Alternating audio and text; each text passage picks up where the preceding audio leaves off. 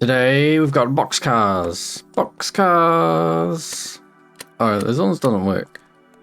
Here's my boxcar. I just wanted to build a boxcar today, so this is where I started.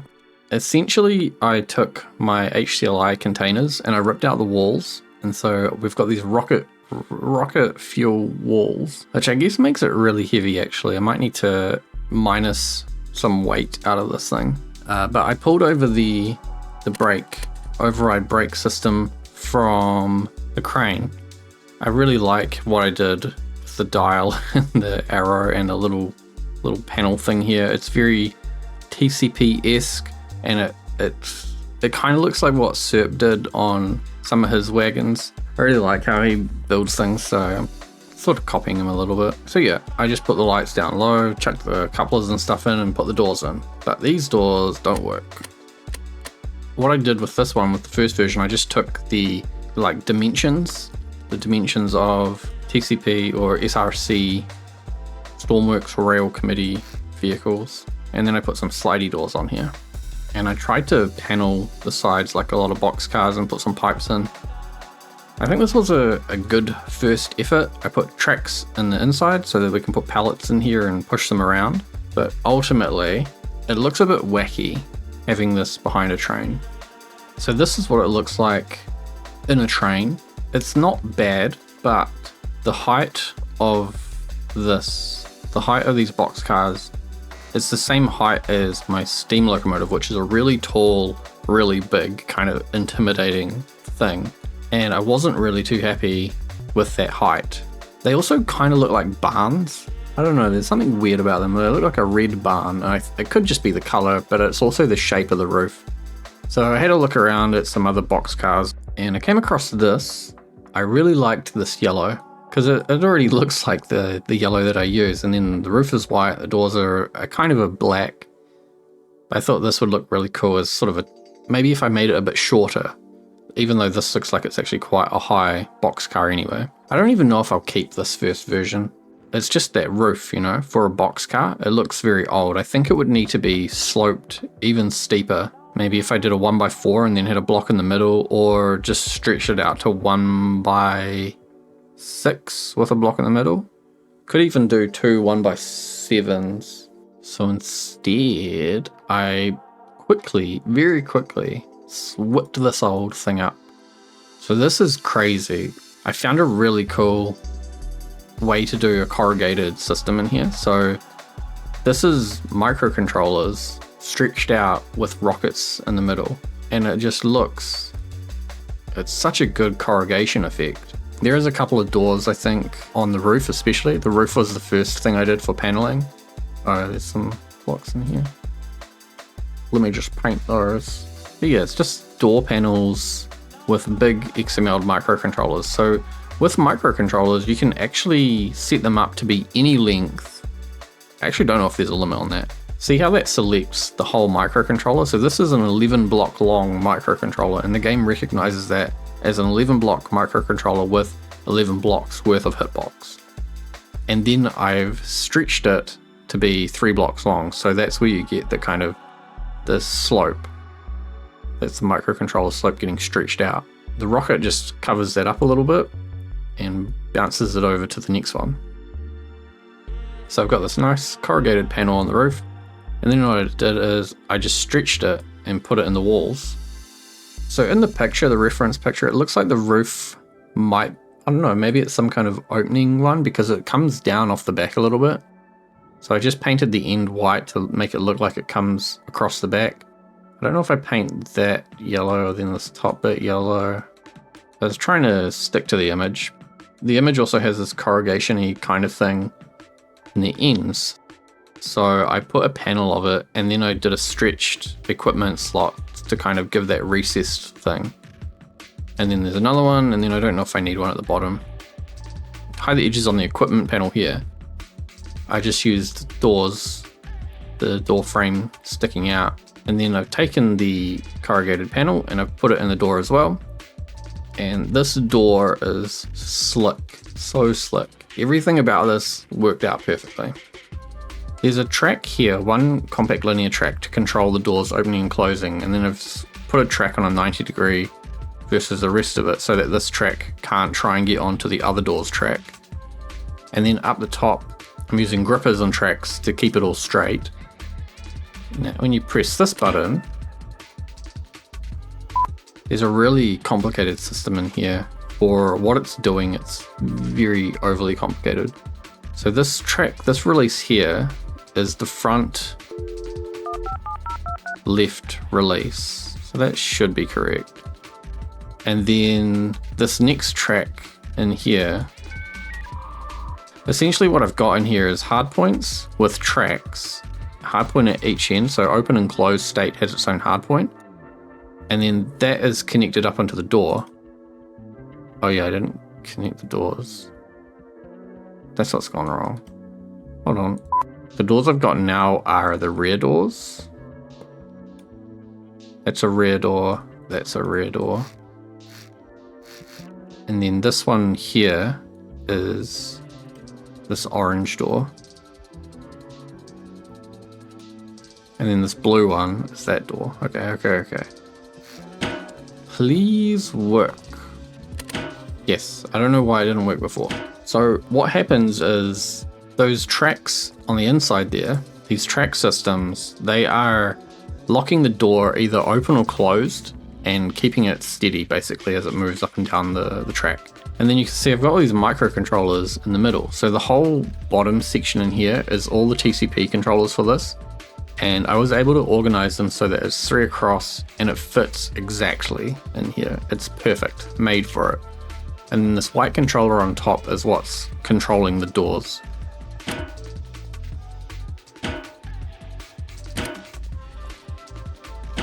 And I've got buttons on the inside. I might have connected some of the logic wrong. So these outer ones are, this is front left. This should be front right release. Then this one here should be rear left release, and then rear right release.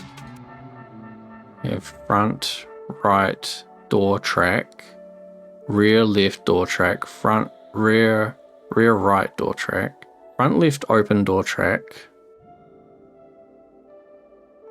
Oh yeah, I've got the ordnance types connected wrong. So front left ordnance type open, then front right ordnance type open, rear left ordnance type open, which should be this one, and then rear right ordnance type open, rear right ordnance type closed, rear left ordnance type closed, which would be this one, I think. Rear left. So front right ordnance type closed is this one.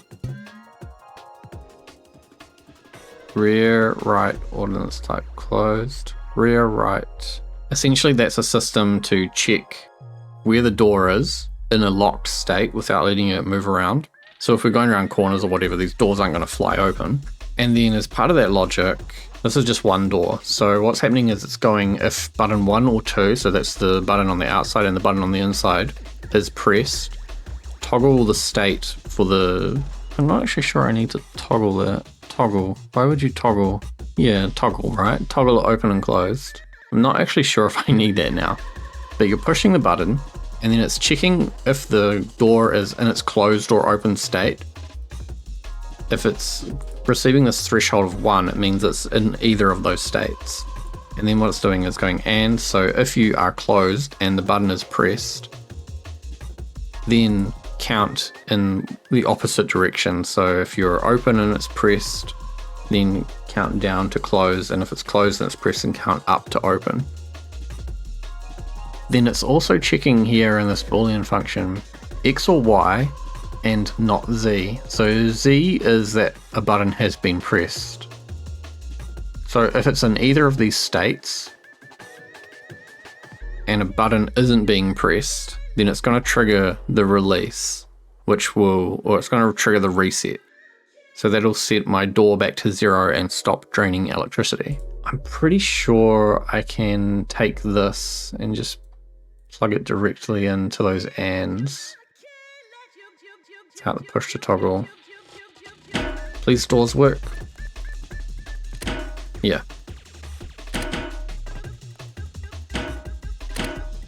But not that door. Not that door either. Or that door. Why is only one door working? I'm pretty sure I can get rid of all these toggles. So that means it just goes direct to the and. The toggle might have been screwing it up because it might be getting stuck in a state that it doesn't know. All the counters should be the same. Usually what I do is set up one of them and then make sure it works and copy paste it a bunch. The only other thing could be that maybe these aren't the right options. So front left door. Basically what I've just used the letters. So front left ordnance type closed, front left ordnance type open, front left release, front left door track. This one is front right ordnance type open, front right ordnance type closed. We have got, oh, I've got them around the wrong way. So closed should be on the top. Front right door track and front right release. Yeah, I think that's all it is. I've got my ordnance types mixed up. And I also have a composite output here as well in case I want to send this somewhere else. And it's also a chain, so I can just connect it straight into there and that signal's going around in a big circle. I don't have a use for that yet, but it might mean that if you have a bunch of them and you want to close them all at the same time, you can send a signal from one place and have them all all open or all close. Having this corrugation, I think it looks really cool. It doesn't mean I can't put any painted stuff on the sides because it's just microcontrollers everywhere. Oh, it's so easy. This is the first time I'm really testing it and it's just so easy to hop in and out of that. Yeah, and I just put some XML rails up here, kind of cut into this wedge a little bit. Also, because of the door, this is actually a 15 wide train. A little sketchy, but I think it should be fine because the wider bit is high up, right? So it's usually down low where you impact. We better go test that actually. It's going a bit slow, but I'll take it out over the water and get over to Sawyer and take it around some sharp corners and see how it does. While that's getting built, building pressure and putting the train together, I'll come show you this. I've been working on railway signals. I'm a little worried about committing to using other people's workshop add-ons ever since Zizzo's suddenly stopped working. And I would like to have my own things. So this is a railway signal I've been working on. It looks like a railway signal. It doesn't really work like a railway signal. Essentially, the green light turns on when you can go one way, when you can go to the right, and a red light would turn on when you can go to the left. And then it's got a semaphore, but it's actually pointing the direction that the signal will go. So it's really not communicating anything. In terms of realism, it's not realistic at all. It's just doing what I think is helpful for gameplay. So it works the same way as the normal track switches. It's got a button to press for manual and then it receives a 440 signal. I shrunk my lights down to normal size because I thought there's this issue where you can see that light effect through the back. It's actually just how Stormworks renders lights, so I am going to bump these back up to a 2x2 light. And then I've put a little rail on the back that makes it look like there's a ladder on there. But yeah, I think that came out really well. I haven't hit it yet, so I think the semaphore's not too long. And I think they look really cool and they're just really simple. A lot of stretched pieces in here, a lot of XML. Yeah, nice and simple. I think that height looks a lot better. Coming off the back of my tender, it's only one block higher. I guess I would consider this one to be a low boxcar. And then if I wanted to make it taller, I can really just extend the roof and then say it's a tall boxcar variant. And coloring these would be really easy. Just color bucket the yellow and we've got a whole different color of them. That does look pretty cool. I'm quite happy with this.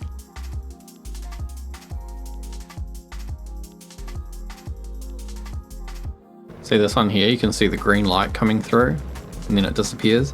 We're actually on the back side of this, and that's just the way that Stormworks renders lights. And there's nothing we can do about that. Not that I know of anyway.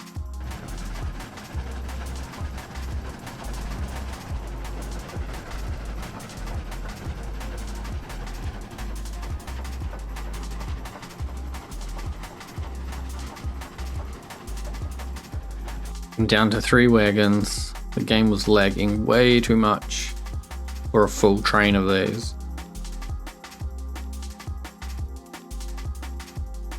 These wagons are totally hollow and like highly functional, so they're going to lag, but if I were to lock the doors in place and then fill up this middle bottom section, I could just have a solid blob on wheels, and that would probably do for the looks. If you just wanted to have a mission where it was like move this wagon to here, then you wouldn't need to open the doors at all or put anything in it. So I could quite easily have a version where the doors open and a version where the doors don't open.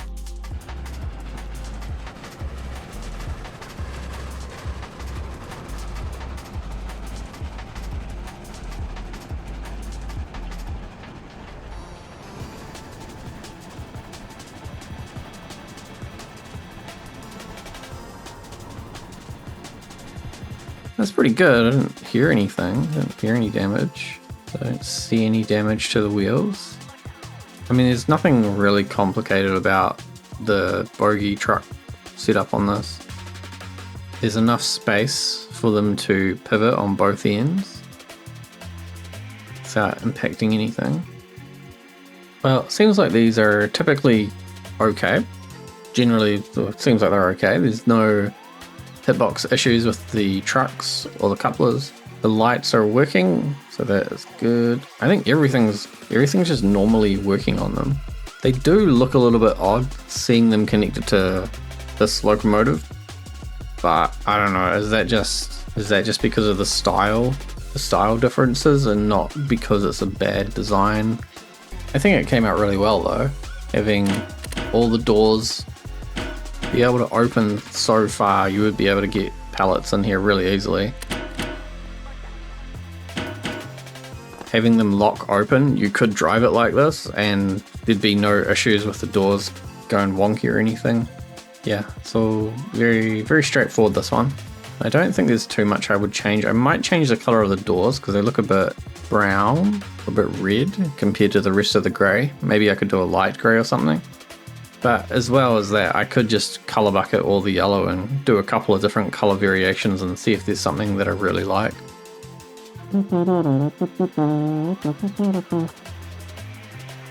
Oh well, thanks for watching. I'll see you later.